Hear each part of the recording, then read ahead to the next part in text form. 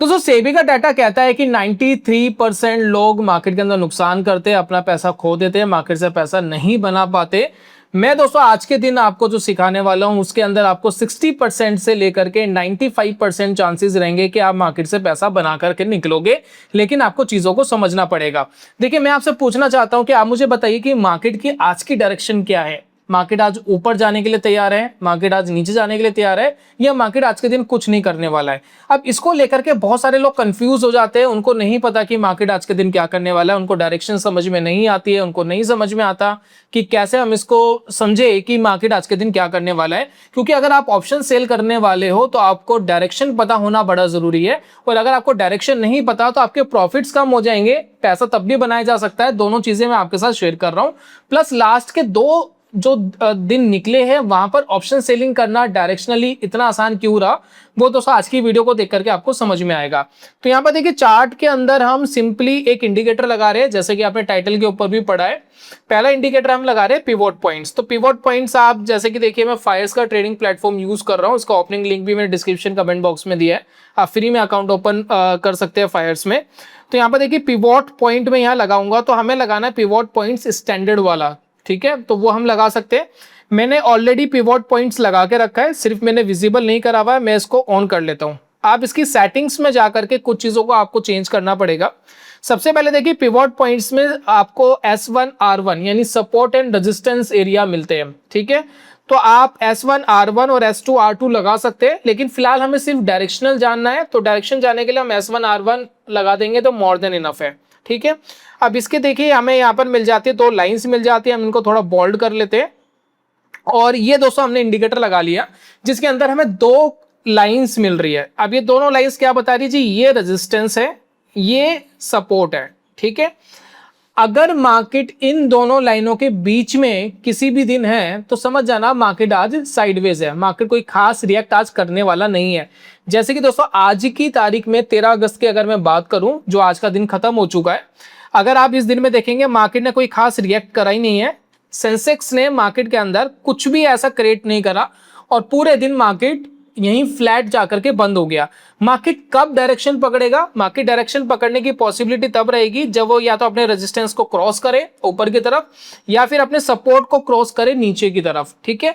अगर R1 को cross करता है तो हम इसको बुलिश मानते हैं, यानी मार्केट आज के दिन बुलिश हो सकता है, पॉसिबिलिटी है, गारंटी नहीं है। अगर मार्केट सपोर्ट को तोड़ता है तो मार्केट आज के दिन तेजी से गिर सकता है, पॉसिबिलिटी है, कोई गारंटी नहीं है। मतलब चांसेस है ऐसा हो जाएगा, लेकिन पॉसिबिलिटी है, कोई गारंटी नहीं लेना चाहिए आपको। चलिए, तो जब भी आप मार्केट के अंदर ऑप्शन सेलिंग करने का ट्राई करते हैं तो अगर आप डायरेक्शनल करते हैं तो डायरेक्शनल के लिए या तो R1 ब्रेक करना चाहिए या S1 ब्रेक करना चाहिए, तभी हमें कंफर्म होगा। लास्ट के 2 दिन पैसा बनाना बड़ा इजी रहा ऑप्शन सेलिंग से। मैं आपको डाटा दिखा रहा हूं और मैंने पर्सनली इसके ऊपर ट्रेड लिए थे। मैं लास्ट की कुछ वीडियो में आपके साथ डिस्कशन भी करा था कि जैसे आप देखिए मार्केट ने ओपनिंग में ही पहली ही 5 मिनट की कैंडल के ऊपर आप देखेंगे क्लोजिंग बेसिस पर सपोर्ट को ब्रेक कर दिया था, ठीक है। जब भी क्लोजिंग बेसिस पे सपोर्ट ब्रेक होता है मैं थोड़ा सा वेट करता हूं कि मार्केट इसका लो ब्रेक करे। मार्केट ने इसका लो ब्रेक करा, उस कैंडल का लो ब्रेक करा। जैसे ही मार्केट ने लो ब्रेक करा, अब देखिए मार्केट के अंदर एक स्ट्रॉन्ग रैली नीचे की तरफ आती हुई दिखाई दी। अब यहां पर दोस्तों सोचने और समझने वाली बात यह है कि मार्केट के अंदर ये एग्जिट कैसे हम प्लान करेंगे, मार्केट कब रिवर्स करा। देखिए ऑप्शन सेलिंग में प्रॉब्लम क्या आती है कि मार्केट एक डायरेक्शन तो दे दिया, मार्केट नीचे तो आ गया, लेकिन फ्लैट होता है, मार्केट अपना ट्रेंड रिवर्स करता है। तो अगर हम यहां तक वेट करते तो हमारा तो पूरा गेन नॉर्मली चले जाता। तो उसके लिए आपको किसी भी एक ट्रेंड फॉलोइंग इंडिकेटर को यूज करना होता है। तो मैं बहुत बार सजेस्ट करता हूँ आप मूविंग एवरेज यूज कर लीजिए, ATR यूज कर लीजिए, या फिर आप सुपर ट्रेंड आप यूज कर सकते हैं डिफॉल्ट सेटिंग में। तो अगर आप सुपर ट्रेंड यूज कर रहे हैं तो सुपर ट्रेंड जैसे ही रिवर्स करेगा वहां पर आपको एग्जिट सिग्नल मिल जाएगा। हालांकि मैंने सुपर ट्रेंड से पहले ही एग्जिट कर लिया था क्योंकि काफी साल का एक्सपीरियंस है, थोड़ा सा अंदाजा लग जाता है कि मार्केट यहां पर शायद रिवर्स कर सकता है। मैं पहले ही एग्जिट कर चुका था। लेकिन अगर आप देखेंगे यहां से लेकर यहां तक आप डिसेंट प्रॉफिट बनाते तो मैंने 40 रुपए बनाए, लेकिन 30 रुपए तो आपको तब भी बन ही जाते। तो बहुत ईजी रहा पिछले दिन ऑप्शन सेलिंग करना।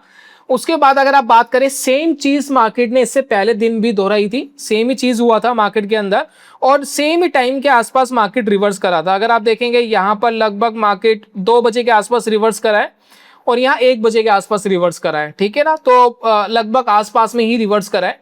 सेम चीज बनी थी लास्ट वाले डे पे भी, आप देखेंगे सेम लॉन्ग कैंडल, एक वीक कैंडल बना था, पहली कैंडल ही, यहाँ भी देखिए पहली कैंडल ही बहुत वीक बनी थी।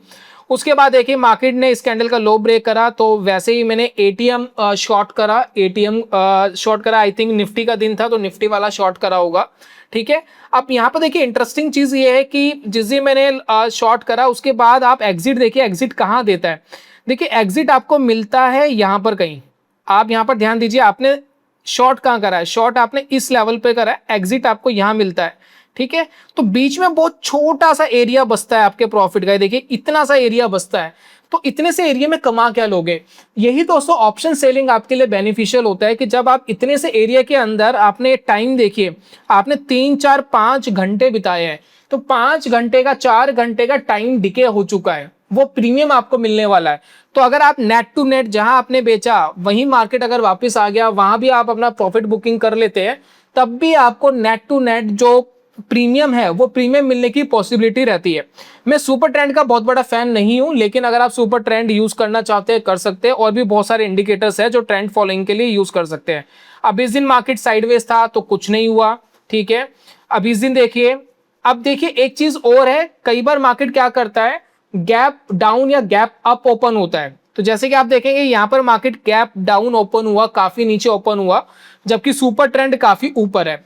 तो ऐसी कंडीशन के अंदर मैं वेट करता हूं, मैं एकदम एंट्री लेना पसंद नहीं करता हूं। रीजन क्या है, मेरा स्टॉप लॉस बहुत बड़ा बनता है। अगर मैं यहां कहीं एंट्री ले लूंगा तो यहां तक अगर मार्केट एकदम रिवर्स कर गया तो मुझे बड़ा लॉस लेना पड़ेगा। मैं कभी भी बहुत बड़े लॉस लेने के लिए तैयार नहीं हूं। एक डिसेंट लॉस दे सकता हूं, बहुत बड़ा लॉस नहीं दे सकता। मैं वेट करूंगा कि मार्केट रुक जाए। मार्केट देखिए कहीं रुकी, रुकने के बाद मार्केट कोई स्विंग ब्रेक करती है इस लेवल के आसपास, अब मेरा स्टॉप लॉस छोटा बनता है, तो अब मैं यहां पर लेने की ट्राई करूंगा। बेशक मेरा अपॉर्चुनिटी चले जाए, मुझे फर्क नहीं पड़ता, मुझे लॉस के ऊपर ज्यादा फोकस रहता है। तो अगर आप ऑप्शन सेलिंग करते हैं तो इस तरीके की चीजें इस्तेमाल कर सकते हैं। आपको टेक्निकल एनालिसिस में सुपर ट्रेंड और पिवोट दोनों काम करते हुए नजर आएंगे। एक और दोस्तों इंपॉर्टेंट चीज है जो आपको समझनी है, कई बार आपको नहीं पता लगता कि मार्केट ऊपर जाने वाला है नीचे जाने वाला है, तो एक स्ट्रैटेजी है 95% 90% से अबोव की प्रोबेबिलिटी रहती है।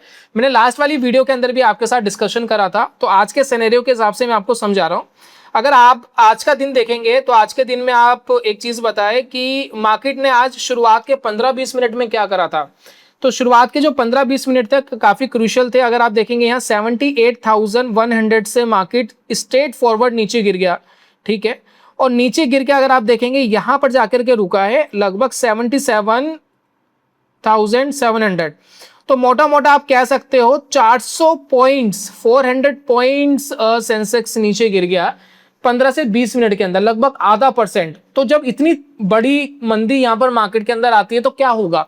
मान लेते हैं कि मैंने यहां पर पुट को शॉर्ट करा हुआ है, ठीक है, तो क्या होगा, पुट ऊपर जाना चाहिए क्योंकि मार्केट नीचे गिर रहा है। नॉर्मल यही होता है ना कि मार्केट नीचे गिरता है तो पुट बढ़ता है, यही होना चाहिए। अभी मैं आपको एक पुट ऐसा दिखाऊंगा जो अपोजिट कर रहा था, यानी मार्केट गिर रहा था तो वो भी गिर रहा था, यानी वो प्रीमियम आपको दे रहा था। अब ये कैसे होता है जरा इसको समझते हैं। यहां पर देखिए मैं ऑप्शन चेन खोल लेता हूं।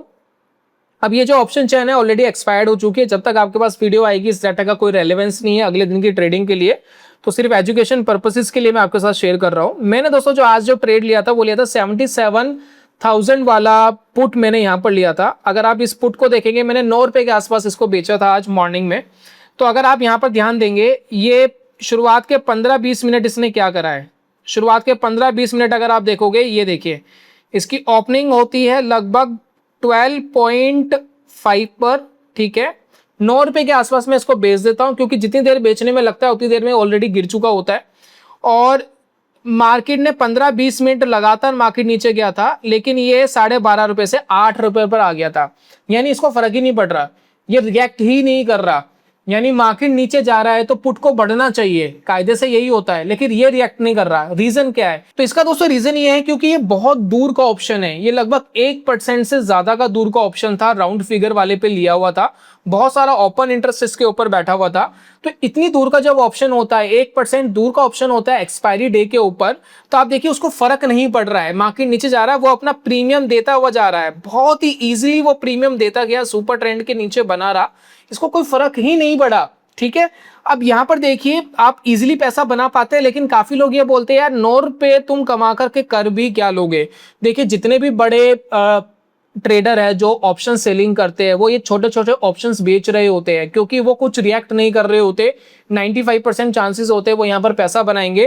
तो 9 रुपए का भी दोस्तों बहुत अहमियत होता है। अगर 4 लॉट भी आप करोगे यहाँ पर शॉर्ट तो ऑलमोस्ट आपको 800-900 रुपए मिल जाता है। तो 800-900 रुपए का आप ऐसे मत देखो कि महीने में 8 एक्सपायरी है, 8 एक्सपायरी में 10-12 हजार रुपए हो गया, साल भर में 1,20,000 रुपए हो गया। तो 10-12% आपकी कैपिटल का एक्स्ट्रा बन सकता है, क्योंकि आप सिर्फ ऑप्शन सेलिंग थोड़ी ना कर रहे हो, आपने इन्वेस्टमेंट करा हुआ है, वो पैसा उसको प्लेज रखा हुआ है, प्लेज रख करके आप मार्केट के अंदर ये काम कर रहे हो।